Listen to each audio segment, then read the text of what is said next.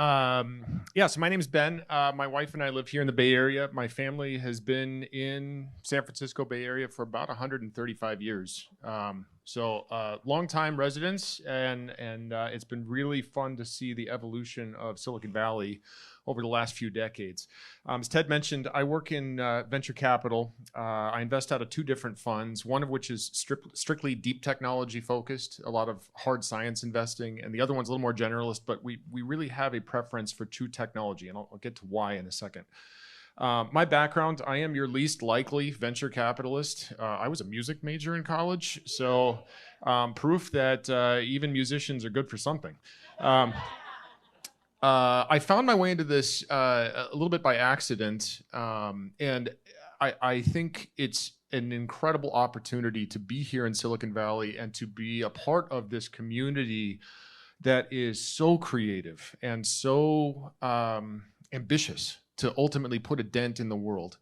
That said, there's a lot of things here in Silicon Valley that can get distracting, and can pull you off mission and can make you hopeless, make you frustrated.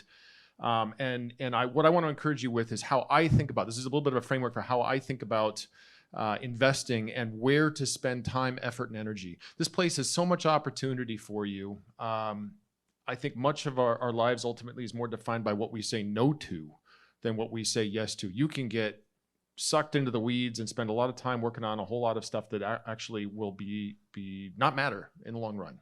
So focus on what matters. I'm going to try to give you guys a time refund. I'm going to click through 2 slides as fast as I can here and just showcase a little bit of how I'm thinking about this. When you look at opportunities to invest your time, your effort, your energy, or your dollars, choose good quests. Find what really matters. If you guys have not read the piece by Trey Stevens, Trey literally his office is here at Founders Fund across the way. He is a general partner at Founders Fund.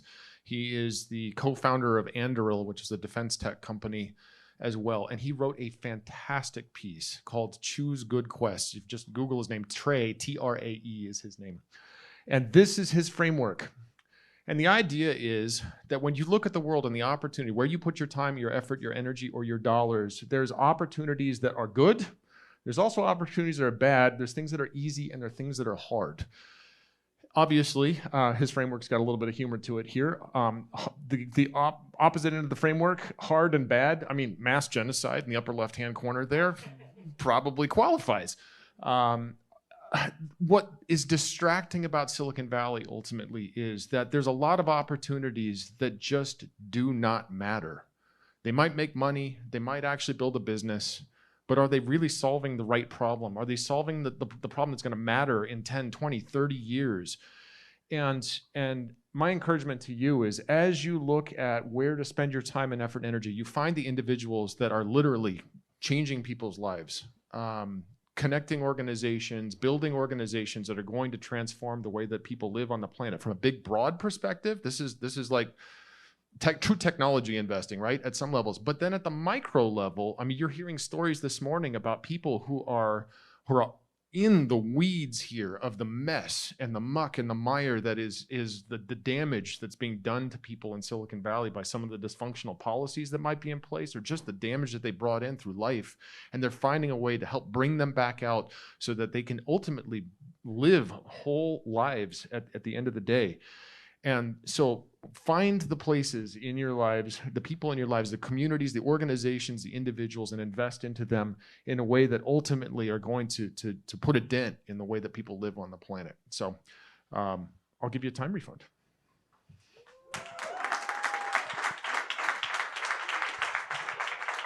Stay up here.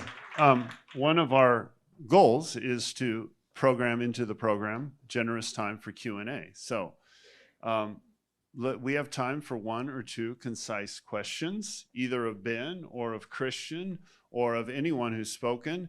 And we want you to speak into the mic. Eric, someone give him, where's our volunteers with a mic, okay? Or you can rush up here to the front. Here. No. You can't. We've got a camera on you.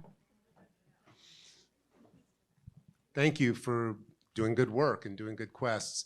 What are some of the investment opportunities you're seeing in the Valley or anywhere in the world that you're most excited about, where you're finding people doing good? Yeah, I mean, from a science perspective, the breakthroughs in AI, machine learning, computer vision are going to just transform the way that we live on the planet in the next 20 years here. And the kind of productivity lift that you're going to see across every aspect of life is going to be amazing. From a material science perspective, things are getting faster, better, cheaper across the board.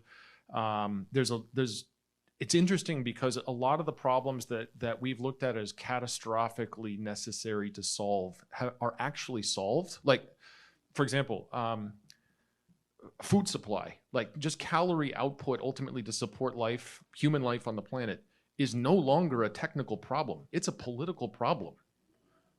I mean, hear that. That is not a technical problem to solve anymore. We can create all of the calories needed, and we have the supply chain and the logistics to move it to where people need it. The reason it's not happening is purely political. So realize if you vote for stupid people, you're going to get stupid problems. That's its own sermon. But the technology sides of this, AI, machine learning, computer vision, are going to be a huge part of this. From a life sciences perspective, cell and gene therapies are going to ultimately transform longevity and quality of life, not just longevity from like how long do you live, but how good do you live at the end of your life there. Great opportunities coming on that side. One more concise question. Yeah, real quickly, talked to a few charities here today, especially in homelessness, and I asked them, where do you get your budget from, right? And they said, we need fundraising. So I'm wondering, in your opinion, what are some platforms that can be used to bake in pricing to redirect funds to charities? And is that really the right way to think about, because there's so much money available on the sidelines today for great ideas, but I think some of that needs to be effectively, predictably, repeatably, measurably diverted into our crises, people that are trying to handle our crises. Yeah, great question. This is a longer discussion than probably is an answer right now. So there's the technicals of like, how do you move the money and what does the structure look like? But I think there's also needs to be a framework for the type of capital that's being invested. And there's a difference between venture capital in terms of trying to generate a profitable return versus venture philanthropy, which is I'm doing this on the benefit of the folks that will never repay, and this will never return a profit. I mean, and there's a lot of things that really are worthwhile and deserve to be funded to the max for the sake of humanity there. The problem is when you mix these two kinds of capital, you start to misalign the incentives for what success looks like for each of those stacks. So Ted and I have regular conversations about like, what is the problem in Silicon Valley? I mean, there's a lot of them. But the idea of like, oh, is venture capital fundamentally flawed? I don't think so. The people inside of venture capital may be fundamentally flawed. But ultimately, where do the dollars come from and how are they created, I think is a bigger discussion. And then ultimately, how is value sort of moved into each of the effective buckets over time? There's ways to do that, but big discussion. We haven't answered that question yet, but our answer, the framework that we believe the machine that's going to develop the answer for that is the framework we put before you. Collaboration, coming together. Philanthropists like Christian, myself, need to look at funders not as funders, but as partners. We need to learn from them. And it needs to go the other way too.